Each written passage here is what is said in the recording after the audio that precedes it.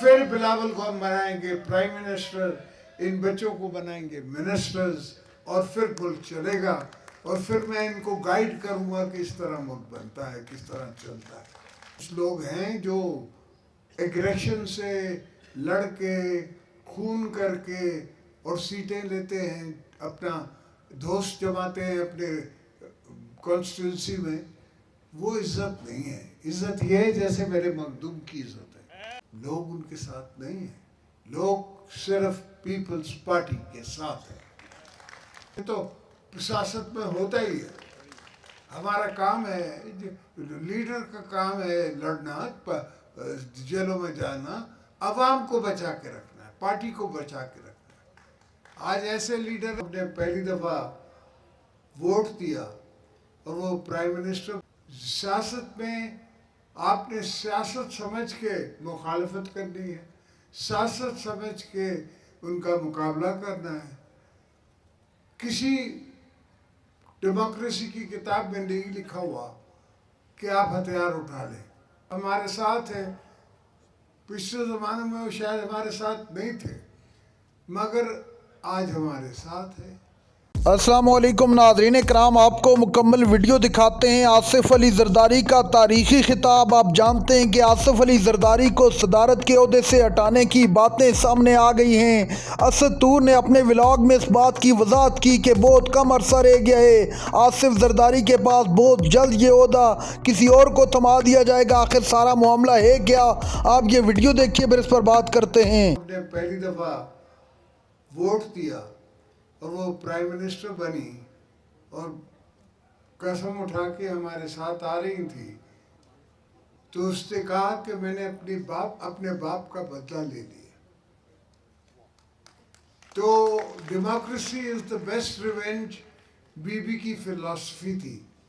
इस फिलॉसफी को हम और बिलावल साहब आगे लेके चल रहे हैं। हर काम जो आज दोस्त हमारे साथ है, पिछले ज़माने में वो शायद हमारे साथ नहीं थे, मगर आज हमारे साथ है। सियासत में आपने सियासत समझ के मुखालफत करनी है, सियासत समझ के उनका मुकाबला करना है। किसी डेमोक्रेसी की किताब में नहीं लिखा हुआ कि आप हथियार उठा लें। हर जगह में, बलूचिस्तान में, केपी में, मैंने हमेशा उनको ये कहा है कि आपका हथियार उठाना उनका फायदा है, आपका नुकसान है। आपके अगर मरते हैं तो अपना भांजा मरता है, भतीजा मरता है, चाचा मरता है, चाचे का बेटा मरता है। जो आपको बरगलाने वाले हैं, वो जो आग लगाने वाले हैं, वो पाकिस्तान की हैसियत को ख़त्म करना चाहते हैं। और अब तो मैंने अर्ज भी किया, पहले भी जब मैं आपसे बात कर रहा था, कि इंफॉर्मेशन रेवोल्यूशन है। आप इंडिया टीवी देख सकते हैं, टिकटॉक पे देख सकते हैं। हमारे यहाँ मैं तो अक्सर कहता हूँ कि ठीक है, मैं जेलों में रहा हूँ, मैंने तकलीफ़ें काटी हैं, मगर अल्लाह का करम है कि मैं तो अपनी जेलों में था ना। ये तो खुदा न खास्ता नहीं है कि उनकी जेलों में था।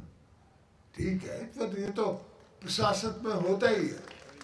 हमारा काम है, लीडर का काम है लड़ना, जेलों में जाना, अवाम को बचा के रखना है, पार्टी को बचा के रखना है। आज ऐसे लीडर हैं 1.5 साल नहीं हुए हैं जेल में, और मैंने एक दफ़ा हामिद मीर के प्रोग्राम में कहा भी था कि 2 साल बाद जेल पूछती है, हाल अहवाल पूछती है कि क्या हाल है। तो ये जो इनके भड़के हैं, ये सिर्फ दिखाने की, बोलने की है। ये कुर्बानी नहीं दे सकते, इनके पास हिम्मत ही नहीं है। ये सिर्फ बातें कर सकते हैं। हो सकता है मुझसे बहुत ज़्यादा बेहतर स्पीकर्स हों, वो तो प्रोफेसर्स भी बेहतर हैं, तो फिर उनको हम ले आए पॉलिटिक्स में। लोग उनके साथ नहीं है, लोग सिर्फ पीपल्स पार्टी के साथ है। और कोई ऐसी पॉलिटिकल पार्टी नहीं है जिसके साथ लोग हैं। हाँ, कुछ लोग हैं जो एग्रेशन से लड़ के, खून करके और सीटें लेते हैं, अपना दोस्त जमाते हैं अपने कॉन्स्टिट्यूंसी में, वो इज्जत नहीं है। इज्जत ये है जैसे मेरे मखदूम की इज्जत है।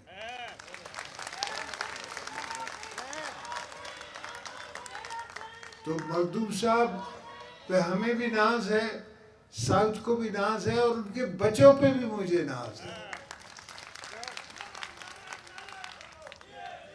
अल्हम्दुलिल्लाह इसने बहुत अच्छी तरबियत की अपने बच्चों की।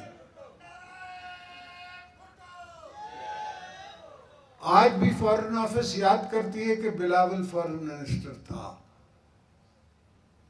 आज भी वो याद करती है पूरी फॉरेन ऑफिस, और पूरी दुनिया भी याद करती है कि बिलावल फॉरेन मिनिस्टर। इस दफा भी हमें पास हमारे को ऑफिस थी, हमने खुद नहीं ली। हमने कहा ठीक है आप रखें, आप चलाएं मुल्क, मुल्क को बनाएं, हम आपकी मदद करेंगे। हम कर रहे हैं, जिस हद तक कर सकते हैं उतनी मदद हम कर रहे हैं। और पाकिस्तान का ये नसीब है और पीपल्स पार्टी का ये मुकद्दर है कि पीपल्स पार्टी एक दिन पावर में आएगी, 2/3 मेजॉरिटी से आएगी। फिर बिलावल को हम बनाएंगे प्राइम मिनिस्टर, इन बच्चों को बनाएंगे मिनिस्टर्स, और फिर मुल्क चलेगा। और फिर मैं इनको गाइड करूंगा कि इस तरह मुल्क बनता है, किस तरह चलता है। तो इंशाल्लाह ये आप साउथ की बात कर रहे हैं, मैं पूरे पाकिस्तान की बात कर रहा हूँ। पूरा पाकिस्तान जीतेंगे और उस ताकत से लेकर के हम पाकिस्तान को बनाएंगे। मुल्क जो है वो लोगों का है, आवाम से बनता है, लोगों की ताकत से, एनर्जी से, उनकी सोच से, उनकी सोच पे चलने की से मुल्क चलते हैं। भुट्टो साहब हर फैसला लेते थे, पहले आवाम की अदालत में आके बताते थे, फिर फैसला लेते थे। और बीबी साहिबा भी ऐसे करती थी, हर महीने जलसे होते थे उनके, और हर जलसे में वो उनको बताती थी कि मैं क्या कर रही हूँ, क्या करने वाली हूँ, क्या होगा। अवाम को साथ लेके चलती थी। अब भी बिलावल को वही हमने तरबियत दी है कि लोगों को साथ लेके चलने की। अगर अवाम साथ नहीं है, मैं जो अभी दोस्तों को नाज़रीन इकराम, आपने वीडियो देखी आसिफ अली जरदारी का तारीखी खिताब। आसिफ जरदारी का कहना था कि अवाम जिसको मुंतखब करती है वही हुकूमत में आता है। ऐसे नहीं हो सकता कि अवाम किसी और को चाहे और आप किसी और के साथ खड़े हो जाएं। आसिफ जरदारी का कहना था कि बहुत जल्द हम बिलावल भुट्टो को इस मुल्क का वज़ीर आज़म बनाएंगे।